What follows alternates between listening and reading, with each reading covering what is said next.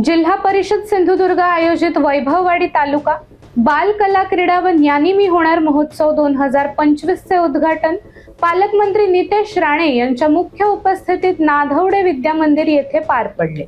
या महोत्सवात विद्यार्थ्यांसाठी खो खो, कबड्डी तसेच धावण्याच्या स्पर्धा आयोजन करण्यात आले। या महोत्सवात उपस्थित नागरिकांची संख्या वाढली पाहिजे।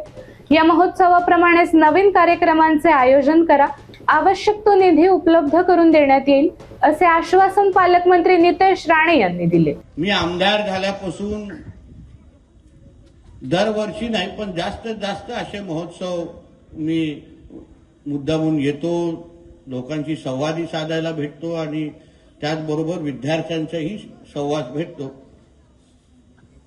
आणि ह्या अशा पद्धतीच्या तालुकास्तरीयचे क्रीडा महोत्सव असतात, ज्ञानिमी होणार असे महोत्सव असतात।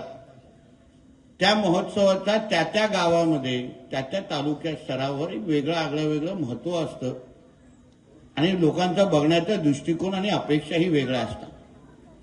मला नेहमी असं वाटतं की हे महोत्सव काळानुसार मला असं वाटतं बदललं पाहिजे।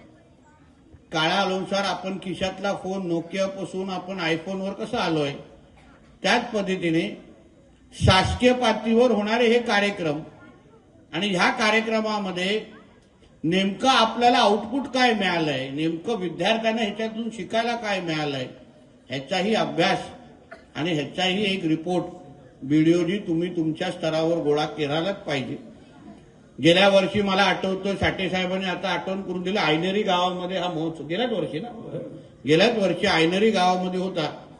जवळपास 1200 लोकांची उपस्थिती तिथे होती, 1200। मला अपेक्षा अशी आहे, मी आता मुद्दामून आमच्या नवीन व्हिडिओना लोकसंख्या विचारली, त्यांनी मला योग्य सांगितलं 38,000चा जवळपास आहे। पुन्हा 38,000 लोकसंख्या असलेला आमचा वैभववाडी तालुका आणि आज तालुकास्तरीयची अगर क्रीडा स्पर्धा अगर इथे होत असतील तर उपस्थिती बघितल्यानंतर ह्या कार्यक्रमामध्ये बदल होणं ही काळाची गरज आहे, हेच वारंवार माझ्या डोक्यामध्ये येत आहे। आता मीच सरकारचा भाग आहे, मीच सरकारचा प्रतिनिधी म्हणून इथे उपस्थित आहे, म्हणून मी इकडच्या असलेल्या ज्या जिल्हा परिषदेचे ह्या डिपार्टमेंटचे जे कोण प्रतिनिधी आहेत, शिक्षण खात्याचे असतील, अन्य खात्याचे असतील आणि बीडीओ, मी आपल्याला एक विनंती करणार आहे किंवा आग्रह करणार आहे की आपण जरा एकत्र बसलं पाहिजे।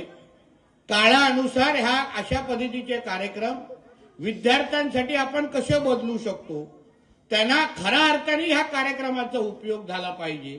खऱ्या अर्थाने त्यांच्यामध्ये असलेली क्षमता, बुद्धिमत्तेमध्ये वाढ या कार्यक्रमाच्या निमित्ताने आपण कसं वाढवू शकतो, ह्याबद्दल थोडा अभ्यास करा, त्याची माहिती आमच्याकडे पाठवा।